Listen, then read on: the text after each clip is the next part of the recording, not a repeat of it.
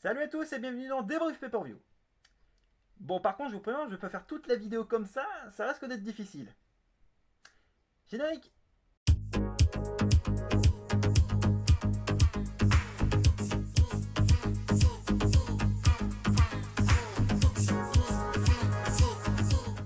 Aujourd'hui, nous allons parler de Extreme Rules 2016.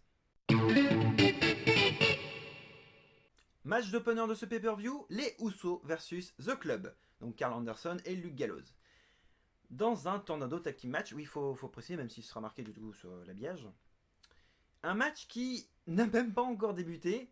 Donc les Usos arrivent, le club arrive, et le club n'a même pas fini son entrée que tout de suite les Usos foncent directement sur eux et s'en prennent directement à Anderson et Gallows.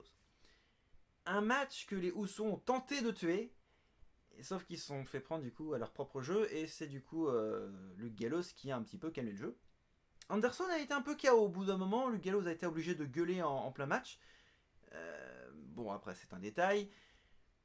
Alors, il s'est pas réellement passé grand chose de réellement marquant, mis à part du coup l'énorme projection de Gallows, qu'a fait Gallows sur Jay Uso pour du coup le mettre à l'extérieur de. C'est même pas à l'extérieur de ring, à ce moment-là c'est carrément à l'extérieur, derrière les barricades. Gallows prend la cloche, commence à frapper Jimmy Uso. Alors je sais que c'est Jimmy parce qu'en fait Michael Cole l'a dit. Donc est-ce que c'est vrai, est-ce que c'est pas vrai, je sais pas, tout le monde s'en fout au pire. Et du coup, un match avec une bonne longueur, mais il s'est pas réellement passé grand chose de réellement marquant. Donc en gros, Gallows prend la cloche, il tente de frapper de Jimmy, ça n'a pas marché. Jimmy, du coup, met Gallows à terre, commence à grimper sur un turnbuckle, commence à sauter sur Gallows, Gallows l'évite, reprend la cloche, le frappe, enfin bref. Victoire de Gallows et Anderson, dans un match qui n'est pas mauvais, mais aurait mérité d'avoir un petit peu plus de trucs. C'est pas, je suis resté un peu sur ma faim, alors que le match est pas mauvais en soi, mais aurait mérité quelques trucs en plus. C'est un peu dommage. Bon, bref, en même temps, c'est un match opener, c'est pour se mettre un petit peu dans le bain. C'est déjà pas mal, hein. Au moins, on a un match, c'est déjà pas mal. Second match de cette soirée, Kalisto versus Rusev pour le titre United States. Alors, petite question quand même, parce que est-ce que c'est le level de Kalisto qui a augmenté ou est-ce que c'est le level de Rusev qui a diminué? Parce que là, c'est à se poser des questions quand même. Bon, ça fait pas de ce match un match mauvais, hein, très loin de là. Mais surprenant. Agréablement surprenant. Et je ne déconne même pas. Bon, Kalisto qui arrive à rivaliser avec Rousseff, bon, c'est con, il a perdu. Oui, donc, désolé du spoil, victoire de Rousseff, sur un très très bel opportunisme. Il se trouve qu'il avait voulu lui faire une sorte de. C'est pas une powerbomb, c'est. Enfin bref, il lui a fait une sorte de chokeslam ou une powerbomb. Je sais plus, enfin il lui a fait. Ouais, j'ai noté des trucs, mais j'ai pas tout noté, donc désolé. Hein, en même temps, j'étais comme ça, il était un peu crevé. Euh, il lui a fait un truc, Kalisto est resté à terre. À un moment donné, l'arbitre lui fait non, non, t'approches pas. Et puis à un moment donné, il en a profité. Soumission et hop là. Tap out, et du coup, victoire de Rousseff qui devient pour la deuxième fois, du coup, champion des États-Unis. Un match plutôt sympa, mais en même temps, c'était à prévoir que Kalisto allait perdre son titre.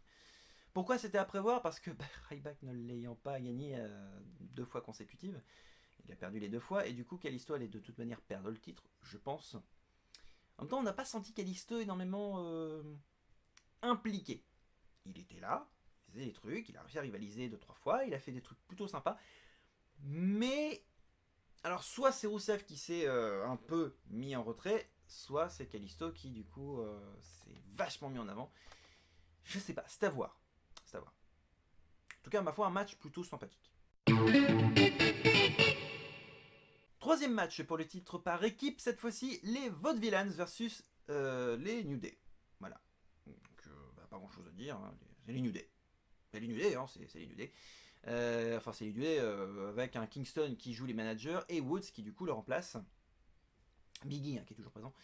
Un Woods qui a eu beaucoup de mal. Un Woods qui a eu beaucoup de mal.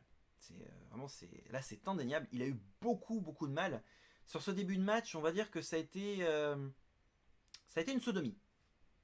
Ah, ça a été. Il a eu dans le cul, ça c'est clair et net. On va pas se mentir, hein, clairement, on va se la jouer cash. On peut dire que les Vaudevillains lui sont passés dessus. Je pense que cette phrase va être prise va être pris un peu bizarrement. Non, mais plus sérieusement, il a eu beaucoup de mal. Beaucoup. Bon, par contre, on note que les Vaudevillains ont un très très bel esprit d'équipe.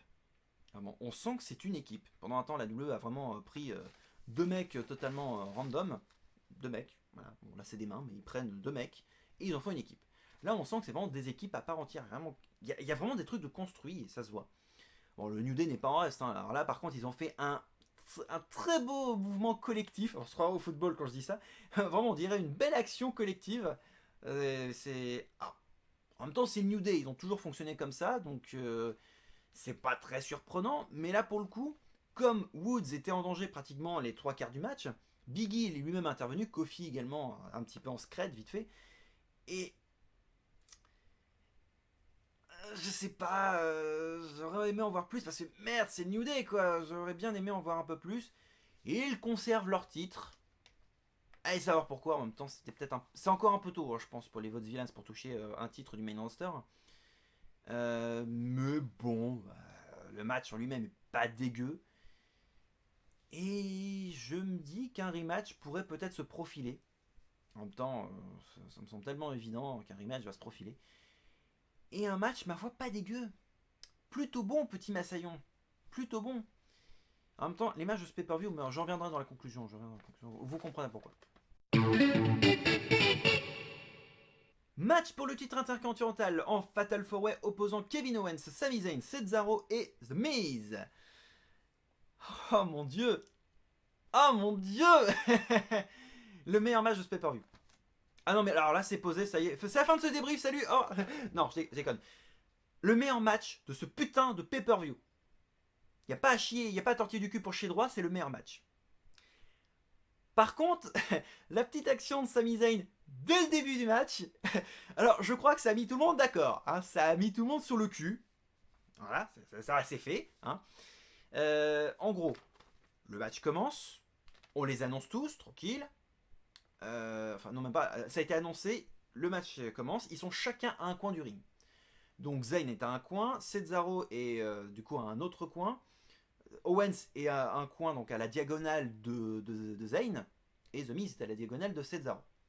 La cloche sonne, Zayn fonce à toute allure sur Kevin Owens avec un coup de pied blah, carrément sur la tronche de Kevin Owens qui a pour effet de le propulser en dehors du ring.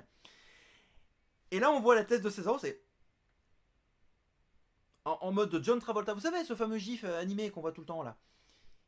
Ah ouais non mais là c'est juste et du coup c'est vraiment l'air de se dire bon ben on fait quoi maintenant. On fait quoi maintenant. Et c'est Cesaro qui est bon allez c'est mon tour et il fait la même chose sur The Miz. Ah non, non mais ce match commence parfaitement bien et du coup avec une petite affrontement vite fait Cesaro Zayn qui est du plus bel effet. Alors The Miz revient assez vite en plus avec l'aide de Maryse qui pour le coup alors habituellement je gueule parce que les managers ils voilà sont un peu chiants etc.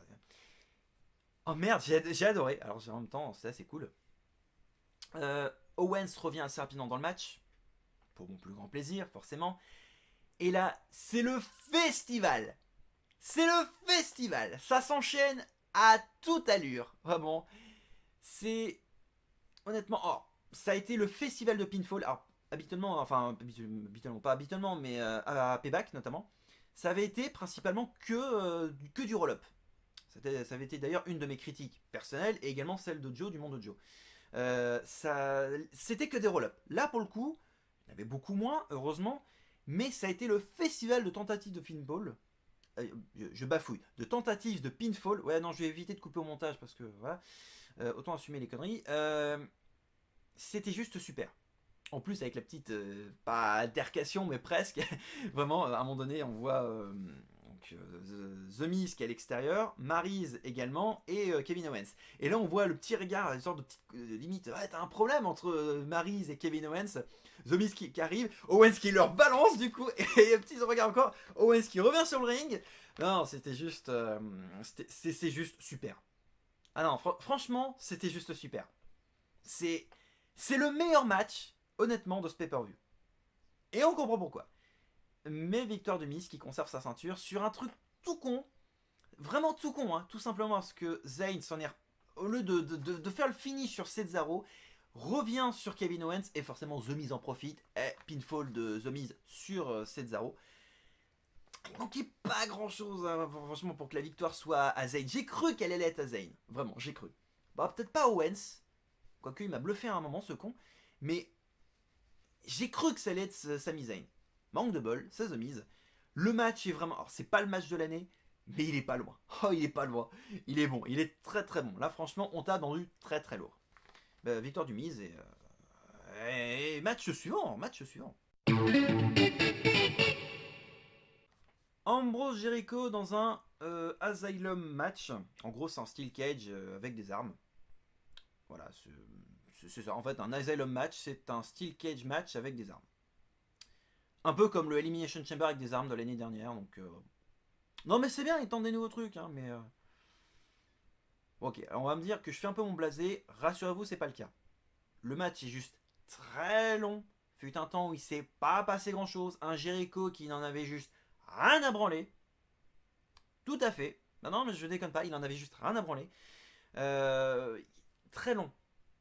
En tout cas, je l'ai trouvé vraiment très long, le match. Il n'est pas mauvais, très juste, très long.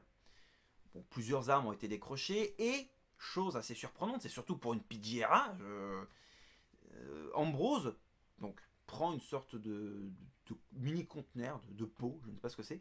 Dedans, il y a un sac, une poche avec des trucs, non. Il enlève. Oh, des punaises. Et là, pendant tout le reste du match, je fais il va pas le faire. Je dis, non, il va pas le faire. Attends, c'est la PGRA, il va pas le faire. Il l'a fait. Il l'a fait. Il l'a fait. Il l'a fait. On va, et du coup, pour toutes les personnes qui me disent que le catch s'est chiqué, ah oui, donc ça veut dire que tout le sang qu'on voit sur Jericho avec les punaises qui sont bien accrochées à lui, oui, oui, c'est chiqué, bien sûr. Bien sûr. Par contre, j'ai eu mal pour lui. J'ai eu mal pour lui. Ambrose qui par contre à la fin du... Donc Ambrose qui, victoire d'Ambrose forcément. Ambrose qui, victoire d'Ambrose. C'est magnifique comme phrase. Non, Ambrose qui du coup à la fin du match se barre tranquille, mode Osef. Mode avec un flegme tranquille. Je marche tranquille, j'ignore tout le monde. Voilà. Ambrose, ah, j'ai mal. Ah. Oui, j'imite bien Jericho. Come on baby, j'ai mal. Ah, ah. Voilà, vous avez compris.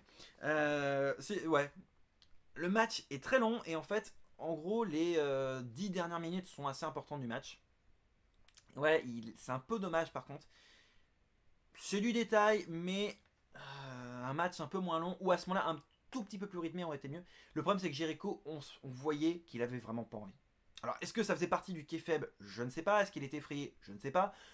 Mais le problème, c'est que ça rend le match assez désagréable et Ambrose fait le truc à lui tout seul. Même si Jericho a quelques bons moments durant le match, mais c'est pas assez important pour être souligné. C'est un peu con. Un peu con. Women's Championship opposant du coup Charlotte à Natalia dans un submission match. Alors, juste pour info, c'est assez surprenant de voir que l'Intercontinental, le United States et le Tag Team ont eu droit à un match classique, alors que le match féminin, lui, a le droit à un match à stipulation. C'est assez rare pour être souligné. Vraiment. Bon, par contre, match fortement discutable, meilleur que le match de Payback, heureusement, mais fortement discutable quand même. Enfin, un peu moins que le match de Payback du coup. Le match est pas dégueu. Le match est pas dégueu. Il s'est pas passé grand chose non plus. Hein. Vraiment, Natalia qui a un peu dominé quand même. Vraiment, un peu, enfin, elle a vraiment dominé. Charlotte aussi, bien entendu, mais le point important, on pense que Ric Flair arrive et en fait, c'est Dana Brooke qui est déguisée en Ric Flair. Pourquoi pas? Non, non, mais pourquoi pas. Du coup, elle rejoint le clan des Flair. Donc maintenant, on va pouvoir le renommer le clan des blonds. Voilà, c'est le clan des blonds, hein, parce qu'ils sont tous blonds. Ouais, enfin, Ric Flair, c'est blanc, hein, c'est enfin blanc jaunâtre. Enfin, c'est voilà. Donc victoire de Charlotte qui conserve sa ceinture. Euh, je m'attendais à ce que Dana Brooks s'en prenne à Charlotte. Je sais pas pourquoi. Non, ça n'a pas été le cas. Donc qui sera la nouvelle challengeuse? C'est la question. C'est la question, parce que du coup, avec Natalia, je pense que c'est fini. Match qui très. Ouais. Il n'y aurait pas eu de match, ça aurait été pareil, hein, j'ai envie de dire. Non, je suis peut-être de mauvaise langue là. Non, je reconnais. Non, le match était sympa, mais je sais pas. Je m'attendais à quelque chose. Peut-être que les submission match, c'est un peu chiant. On va pas se mentir. Hein. C'est You Quit, non. Avec la grosse voix de Natalia qui fait non, non, non. Alors, le main event de ce pay-per-view, donc opposant AJ Styles à Roman Reigns pour le titre, non pas United States cette fois-ci, pardon, autant pour moi, World Heavyweight Championship de la WWE bien sûr. Match qui est pas mal jusqu'à l'intervention du club et des Usos, ce qui est un peu con du coup. Mais vous allez voir qu'un homme va sauver l'intérêt de ce main event. Mais nous n'en sommes pas encore là. J'en étais où? Oui, Reigns et Styles, j'ai fait faire un lapsus, heureusement pour moi je l'ai pas fait. Reigns et Styles se battent, c'est un peu le principe d'un match de catch, hein, on va pas se mentir. Donc tranquille, tout va bien. Même si... Alors, ça, un truc qui m'a gonflé. You can't wrestle, donc le public qui se cante You can't wrestle, certainement en référence à Roman Reigns, mais dès le début du match. Ok, je veux bien croire qu'il y a un troll ou que les gens n'apprécient pas Roman Reigns. Au bout d'un moment, il faudra peut-être arrêter et penser à se calmer un peu. Roman Reigns en champion n'est pas le même Roman Reigns qu'en challenger. Oui, c'est un peu ma constatation. Je trouve qu'il est meilleur en champion qu'en challenger. Et en tout cas moins prévisible et arrive à proposer des trucs sympas et des bonnes défenses de titre et être un peu plus actif. Là pour le coup, Roman Reigns en plus m'a surpris sur 2-3 petits mouvements qui étaient assez sympas et a été assez performant. Styles n'était pas en race bien entendu, avec du coup deux tables éclatées, autant pour moi, deux tables éclatées des commentateurs. Bataille également tout autour de l'arène. Donc en gros, ils ont quitté l'arène, ils ont fait un petit tour comme ça. Ils se sont battus également aux alentours de la table du kick-off panel. Ils sont revenus aux alentours, ils se sont battus. Intervention du club, intervention des Usos. Et là, ça commençait vraiment à me gonfler. Vraiment, j'aurais bien aimé avoir un match sans intervention. Mais bon, en même temps, ils sont tous les deux dans un clan, du coup, c'est obligé. Même si. Alors, je dois dire que au moment où Styles commence à grimper sur les cordes et à sauter sur Roman Reigns pour lui faire son Styles Clash. Non, c'est pas le Styles Clash. Enfin bref, à lui sauter dessus et lui faire un coup de poing comme ça, en plein en l'air. Et Roman Reigns qui répond par un spear dans les airs. Là, par contre, le spear était juste magistral. Il est magnifique. Franchement, Roman Reigns a eu du répondant là-dessus. C'était juste génial. Victoire de Roman Reigns. Et, il faut le préciser quand même, le retour de Seth Rollins. Le retour de cette putain de Rollins. Mon Dieu. Mon Dieu. C'est juste génial. Alors, j'ai eu des gens qui apparemment n'ont pas été satisfaits du retour de Seth Rollins. Moi, j'ai juste adoré. J'ai juste adoré. Et en plus, ça suit une certaine forme de continuité, n'empêche. Hein. Bah oui, Seth Rollins c'était heel à l'époque. Roman Reigns prend la ceinture à la suite d'un tournoi, bien sûr, suite au départ sur blessure de Seth Rollins. Et ça suit une certaine forme de continuité. Voilà, que dire de plus. Le match en lui-même est pas dégueu, le match est très bon et le final est très bon. Enfin, l'après-finale du coup est très bon parce que l'intervention extérieure ça commence à me gonfler. Heureusement c'était un match en disqualification vu que c'était un match Extreme Rules. Oui, j'ai oublié de le préciser dans l'intro de ce match. Voilà, que dire de plus. Victoire de Reigns, retour de Rollins. Voilà, je crois que ça se suffit à lui-même. Voilà. C'est la fin de ce débrief pay-per-view. Merci à vous de l'avoir suivi. On se retrouve dès le mois prochain pour Money in the Bank. Je voulais aussi en profiter pour vous remercier parce que nous avons franchi le cap des 1000 abonnés. Merci, c'est juste incroyable. En seulement 2 ans, et en parlant de catch, et sans piston, oui, j'ai un peu plus de mérite que certains. En tout cas, c'est cool. Quand je dis certains, je ne parle pas de catch, hein, je parle d'autres trucs, rassurez-vous. Mes collègues de catch, eux aussi, ont aussi beaucoup de mérite parce que réussir à faire 1000 ou plus de 1000 avec un sujet comme le catch, c'est déjà un exploit en soi. Donc voilà, je respecte mes collègues, honnêtement. Merci à vous pour votre soutien. Franchement, ça fait 2 ans que je fais des vidéos, ça fait 2 ans que je prends autant de plaisir, que je m'éclate à faire ce truc. C'est juste cool. Et que cette belle aventure continue. On se retrouve le mois prochain pour Money Bank. D'ici là, portez-vous bien. Salut!